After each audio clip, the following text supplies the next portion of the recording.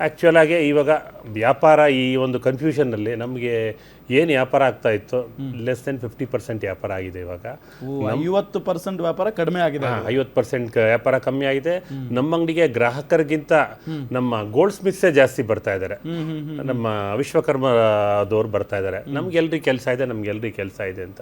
ಅವ್ರಿಗೂ ಕೆಲಸ, ನಮ್ಗೆ ವ್ಯಾಪಾರ ಆದರೆ ನಾವು ಇನ್ನೊಂದು ಮಾರಿದ ತಕ್ಷಣ ಇನ್ನೊಂದು ಮಾಡೋದಕ್ಕೆ ಕೊಡ್ತೀವಿ. ನಾವು ಮಾರಲಿಲ್ಲ ಅಂದರೆ ಅವ್ರು ಕೊಡೋಕ್ಕೆ ಸಾಧ್ಯನೇ ಇಲ್ಲ. ನಾವು ಪಾಪ ಅವ್ರ ಕಷ್ಟ ಇನ್ನೂ ಕಷ್ಟ. ಯಾಕಂದರೆ ನಮ್ಮ ಕರ್ನಾಟಕದಲ್ಲಿ ನಮ್ಮ ಗೋಲ್ಡ್ ಸ್ಮಿತ್ಸ್ ಅತ್ಯುತ್ತಮ ಗೋಲ್ಡ್ ಸ್ಮಿತ್ಸ್ ಇದ್ದಾರೆ. ಆ ಕಾಲದಲ್ಲೇ ನಮ್ಮಲ್ಲಿ ಬೇಲೂರು ಹಳೇಬೀಡು ಎಲ್ಲ ಮಾಡಿದ್ದವರು ಇವತ್ತಿಲ್ಲ. ಇವತ್ತಿರೋ ಗೋಲ್ಡ್ ಸ್ಮಿತ್ಸ್ ಏನು ಹ್ಯಾಂಡ್ ಕ್ರಾಫ್ಟಿಂಗ್ ಮಾಡ್ತಾ ಇದ್ದಾರೋ ಈ ಜನರೇಷನ್ ಮುಗ್ದೋಯ್ತು. ಅವ್ರ ಮಕ್ಳು ಯಾರು ಇದ್ರ ಮೇಲೆ ವಿಶ್ವಾಸ ಇಟ್ಟಿಲ್ಲ. ನಾವ್ಯಾಕೆ ನಿಮ್ಮ ಹತ್ರ ಬಂದು ಕೇಳ್ಕೊಬೇಕು, ಇದೆಂಥ ಪರಿಸ್ಥಿತಿ ಬಂತು, ನಾವು ಆರ್ಟಿಸನ್ಸು ಒಳ್ಳೆ ಕೆಲಸ ಮಾಡ್ಕೊಡ್ತಾ ಇದ್ದೀವಿ. ಆ ಗಂಡ ಬೇರುಂಡ ಪೆಂಡೆಂಟು ಆ ಥರದ್ದೆಲ್ಲ ಕರ್ನಾಟಕದಲ್ಲೇ ಆಗೋದು. ಈವನ್ ಬೆಳ್ಳಿ ತಟ್ಟೆ ಚೊಂಬು ಆಗಲಿ ಇಡೀ ಬೆಂಗಳೂರು ಕರ್ನಾಟಕದಿಂದನೇ ಹೋಗಬೇಕು.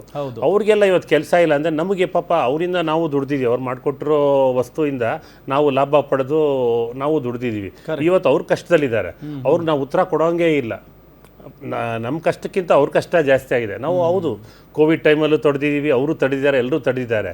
ಈ ಒಂದು ವಾತಾವರಣದಲ್ಲಿ ಈ ಸರ್ಕಾರ ಏನು ಮಾಡಬೇಕು ಅಂದರೆ, ನಮ್ಮ ಕರ್ನಾಟಕ ಅಸೋಸಿಯೇಷನ್ ಪ್ರೆಸಿಡೆಂಟು ಡಾಕ್ಟರ್ ಸರ್ವಣ್ಣ ಅವರು ಯಾವಾಗೂ ವರ್ಷದಿಂದನೂ ಹೇಳ್ತಾ ಇದ್ದಾರೆ, ಒಂದು ಪಾರ್ಕ್ ಮಾಡಬೇಕು, ಮ್ಯಾನುಫ್ಯಾಕ್ಚರಿಂಗ್ ಹಬ್ ಮಾಡಬೇಕು ಬೆಂಗಳೂರಲ್ಲಿ. ಮ್ಯಾನುಫ್ಯಾಕ್ಚರಿಂಗ್ ಹಬ್ ಮಾಡಿದ್ರೆ ಇರೋ ನಮ್ಮ ಆರ್ಟಿಸನ್ಸ್, ನಮ್ಮ ಗೋಲ್ಡ್ ಸ್ಮಿತ್ಸ್ಗೆಲ್ಲ ಉದ್ಯೋಗ ಸಿಗುತ್ತೆ. ಅವ್ರಿಗೆ ಯಾವಾಗ ಕೆಲಸ ಸಿಗುತ್ತೋ, ಯಾವ ಗೋಲ್ಡ್ ನಮಗೆ ತೊಂದರೆ ಆಗ್ತಾ ಇದೆ ಅಂತ ಹೇಳ್ತಾರೆ ಪ್ರಧಾನಮಂತ್ರಿಯವರು, ಅದೇ ಗೋಲ್ಡಿಂದ ನಾವು 4x ಸಂಪಾದನೆ ಮಾಡ್ಬೋದು ಎಕ್ಸ್ಪೋರ್ಟ್ ಮಾಡಿ. ಅದು ಮಾಡಲಿಲ್ಲ. ಇವರು ಆತ್ರದಲ್ಲಿ ಏನೋ ಒಂದು ಹೇಳ್ತಾರೆ, ಅದಕ್ಕೆ ಆದಮೇಲೆ ಮರ್ತೋಗ್ಬಿಡ್ತಾರೆ. ಅದಕ್ಕೆ ಮುಂಚೆ ಅದಕ್ಕೆ ಏನು ಮಾಡಬೇಕು ಸ್ಟೆಪ್ಸು, ಇಂಥ ಪರಿಸ್ಥಿತಿ ಬಂದಾಗ ಯಾವ ಥರ ತಡಿಬೇಕು ಅನ್ನೋದನ್ನು ಆ ಸ್ಟೆಪ್ಸ್ ಇವರು ಮಾಡಿಲ್ಲ. ಎಸ್ ದರ್ಶನ್ ಅವರೇ, ಮೋದಿ ಮಿತವ್ಯಯ ಸೂತ್ರ ಕೇವಲ ಪ್ರಚಾರಕ್ಕೆ ಮಾತ್ರ ಸೀಮಿತ ಆಗೋಗ್ಬಿಡ್ತಾ ಅಂತ ನೋಡಿ. ಭಾರತ ದೇಶದ ದುರ್ದೈವ, ನಾನು ಭಾರತೀಯ ನಾಗರಿಕನಾಗಿ ಈ ರೀತಿಯಾದಂತಹ ಒಂದು ಸಂಕಷ್ಟಕ್ಕೆ ಎಡೆ ಮಾಡಿಕೊಟ್ಟಂತಹ ಪ್ರಧಾನಿಯನ್ನ ಇತಿಹಾಸದಲ್ಲಿ ಹಿಂದೆಂದೂ ಕಂಡಿರಲಿಲ್ಲ. ನೋಡಿ, ಸಾಹೇಬ್ರು ಅವರು ಯಾವ ಪಕ್ಷನೋ, ಅವ್ರು ಯಾರಿಗೆ ಮತ ಹಾಕ್ತಾರೋ ಸಂಬಂಧ ಇಲ್ಲ. ಅವರು ಒಬ್ಬ ಭಾರತೀಯ ನಾಗರಿಕ, ಕನ್ನಡಿಗರು. ಅವರೊಬ್ಬ ಮಾಲೀಕರಿದ್ದಾರೆ, ಒಂದು ಚಿನ್ನದ ಅಂಗಡಿಯನ್ನ ನಡೆಸ್ತಾ ಇದ್ದಾರೆ.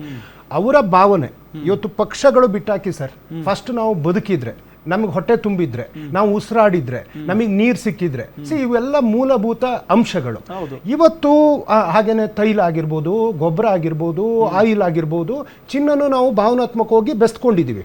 ಈಗ ಚಿನ್ನದ್ದೇ ಅವ್ರು ಮಾತಾಡಿದ್ರು ಉದಾಹರಣೆ, ವಿಶ್ವಕರ್ಮ. ಇವರು ಬಿಜೆಪಿ ಅವ್ರು ಮಾತಿರ್ತೀರೆ, ದೇವರು ಮುಸ್ಲಿಮ್ರು ಬುರ್ಕಾ ಅದು ಇದು ಅಂತೆಲ್ಲ ಹೇಳಲ್ಲ. ದೇವರ ಮೂರ್ತಿಯನ್ನೇ ಕೆತ್ತುವಂತಹ ವಿಗ್ರಹವನ್ನ ನಿರ್ಮಾಣ ಮಾಡುವಂತಹ ವಿಶ್ವಕರ್ಮ ಸಮುದಾಯದ ಬದುಕೇನಾಗಬೇಕು ಒಂದು. ಇನ್ನೊಂದು, ಅಂಗಡಿ ಇಟ್ಟಿರ್ತಕ್ಕಂಥ ಮಾಲೀಕರ ಪರಿಸ್ಥಿತಿ. ಇವತ್ತಲ್ಲಿ ಅಂಗಡಿಲಿ ವ್ಯಾಪಾರ ಬಿದ್ದೋಯ್ತು ಅಂದ್ರೆ ಬಾಡಿಗೆ ಮಾಲೀಕನಲ್ಲಿ ಬಿಡ್ತಾನ, ನೀನು ತಿಂಗಳ ಕಟ್ಟೋ ಬಾಡಿಗೆ ಕಟ್ಟಲೇಬೇಕು. ಇವತ್ತು ಅವ್ರ ಕಚೇರಿನಲ್ಲಿ ಒಬ್ಬ ಮ್ಯಾನೇಜರು ಅಥವಾ ಒಬ್ರು ಹಿಂಗೆ ಚಿನ್ನ ತೋರಿಸೋರು ಮತ್ತಿನ್ನೊಬ್ರು ನೌಕರರು ಇರ್ತಾರೆ, ಅವರಿಗೆ ಸಂಬಳ ಕೊಡಲೇಬೇಕು. ಇವತ್ತು ಇವರು ನಾವು ಹಿಂದೂಗಳು, ನೀವು ಆ ಥರದ್ದು ಈ ಬಿಜೆಪಿ ಎಕ್ಸ್ಪ್ಲನೇಷನ್ ಹೆಂಗಿದೆ ಅಂದ್ರೆ, ಯುದ್ಧ, ಅಂತಾರಾಷ್ಟ್ರೀಯ ಮಾರುಕಟ್ಟೆ, ನೀವು ಚಿನ್ನದ ಬಿಸ್ಕೆಟ್ ಖರೀದಿ ಮಾಡಬೇಡಿ ಅಂತೇನು ಹೇಳಿಲ್ಲ. ಈ ರೀತಿ ಸಮಂಜಸ ಎಲ್ಲ ಕೊಡ್ತಾ ಇದ್ದಾರೆ.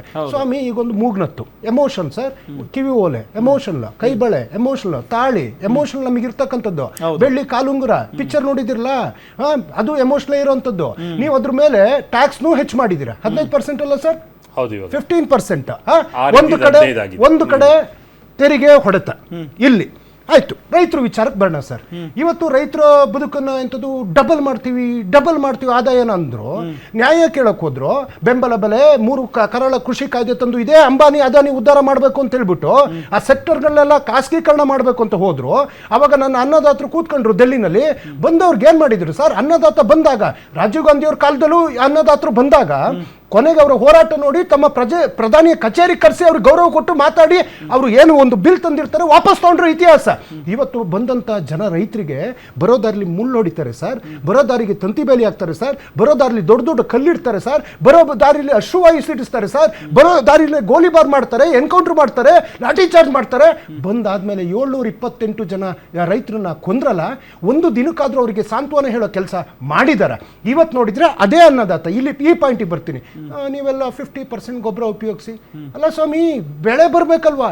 ಮೊದಲೇ ಈ ರೈತರಿಗೆ ಆದಾಯ ಇಲ್ಲ. ಒಂದ್ ಕಡೆ ಇಲ್ಲಿ ನಮ್ದು ನೆರೆ ಬಂತು. ಪ್ರಧಾನಿಯವ್ರದ್ದು ಕೆಲಸ ಏನ್ ಸರ್? ದೇಶದಲ್ಲಿ ಏನಾದ್ರು ಸಂಕಷ್ಟ ಆದಾಗ ಆ ಜಾಗಗಳಿಗೆ ಹೋಗ್ಬೇಕು, ವೀಕ್ಷಣೆ ಮಾಡಬೇಕು, ಅಲ್ಲಿಗೊಂದು ಪರಿಹಾರ ಕೊಡ್ಬೇಕಲ್ವಾ? ಉದಾಹರಣೆ, ಮನಮೋಹನ್ ಸಿಂಗ್ ಈ ದೇಶದ ಪ್ರಧಾನಿಯಾಗಿದ್ರು, ಕರ್ನಾಟಕದಲ್ಲಿ ಬಿಜೆಪಿ ಅಧಿಕಾರದಲ್ಲಿತ್ತು, ಯಡಿಯೂರಪ್ಪ ಸಾಹೇಬರು ಈ ರಾಜ್ಯದ ಮುಖ್ಯಮಂತ್ರಿ ಆಗಿದ್ರು. ಇಲ್ಲಿ ನಮ್ಮ ಉತ್ತರ ಕರ್ನಾಟಕದಲ್ಲಿ ನೆರೆ ಹಾವಳಿ ಆದಾಗ ಖುದ್ದು ಮನಮೋಹನ್ ಸಿಂಗ್ ಅವರು ಇದೇ HAL ಏರ್ಪೋರ್ಟಿಗೆ ಬಂದು ವಿಶೇಷ ಹೆಲಿಕಾಪ್ಟರ್ ತಗೊಂಡು ಯಡಿಯೂರಪ್ಪ ಸಾಹೇಬ್ರ ಪಕ್ಕ ಕೂರಿಸ್ಕೊಂಡು ಎಲ್ಲ ವೀಕ್ಷಣೆ ಮಾಡಿ ಬಂದು ಇಲ್ಲಿ ಬಂದು 1,000 ಕೋಟಿ ರೂಪಾಯಿ ಕರ್ನಾಟಕ ರಾಜ್ಯಕ್ಕೆ ಪರಿಹಾರವನ್ನು ಘೋಷಣೆ ಮಾಡಿದ್ರು. ಇದೇ ಮೊನ್ನೆ ನೆರೆ ಬಂತಲ್ಲ ಸರ್, 145 ಕೋಟಿ ರೂಪಾಯಿ ಅಂತೆ ಪರಿಹಾರ. ರಾಜ್ಯ ಸರ್ಕಾರ 3,000 ಕೋಟಿ 4,500 ಕೋಟಿ ಒಟ್ಟು 3 ಕಂತಲ್ಲಿ ನಾವು ರೈತರಿಗೆ ಹಣ ಕೊಡುವಂತ ಕೆಲಸ ಮಾಡಿದ್ವಿ. ಈಗ ನೋಡಿದ್ರೆ ಗೊಬ್ಬರ ಇಲ್ಲ ಸ್ವಾಮಿ. ಗೊಬ್ಬರದ ದಾಸ್ತಾನು ಯಾಕೆ ಮಾಡಿಲ್ಲ? ಈ ದೇಶದ ಸರ್ ಕೇಳಿ ಹೇಳಿ, ಈಗ ದೇಶ ಅಪಾಯದಲ್ಲಿದೆ, ಅದರ ಮುನ್ಸೂಚನೆಯನ್ನ ಪ್ರಧಾನಿಗಳು ಕೊಟ್ಟಿದ್ದಾರೆ. ಅವರ ಒಂದಿಷ್ಟು ನಾಯಕರುಗಳು ಕೂಡ ಇದ್ರ ಬಗ್ಗೆ ಮಾತಾಡ್ತಾ ಇದ್ದಾರೆ. ಪೆಟ್ರೋಲ್ ಡೀಸೆಲ್ ರೇಟ್ ಜಾಸ್ತಿ ಆಗಿದೆ, ಪೆಟ್ರೋಲ್ ಮತ್ತು ಡೀಸೆಲ್ ವಾಹನಗಳನ್ನ ಕಡಿಮೆ ಯೂಸ್ ಮಾಡಿ ಅಂತ ಹೇಳ್ತಾ ಇದ್ದಾರೆ. ಜೊತೆಗೆ ಅವರು ನಡ್ಕೊಳ್ತಾ ಇದ್ದಾರೆ ಮಾತಾಡ್ದಂಗೆ. ರಾಜ್ಯದಲ್ಲಿ ಕಾಂಗ್ರೆಸ್ ಸರ್ಕಾರ ಇದೆ, ದೇಶದಲ್ಲಿ ಸಾಕಷ್ಟು ಕಡೆ ಕಾಂಗ್ರೆಸ್ ನಾಯಕರಿದ್ದಾರೆ. ಏನಾದ್ರು ನೀವು ಅದರಂಗೆ ನಡ್ಕೊಂಡಿದ್ದೀರಾ, ನಡ್ಕೊಳ್ತಾ ಇದ್ದೀರಾ? ಸರ್ ಮೊನ್ನೆ ಮೆಟ್ರೋದಲ್ಲಿ ವಿಜೇಂದ್ರ ಹೋದ್ರು ಸರ್, ನೀವು ಟಿವಿಲೆಲ್ಲ ತೋರಿಸಿದ್ರಿ ಸರ್.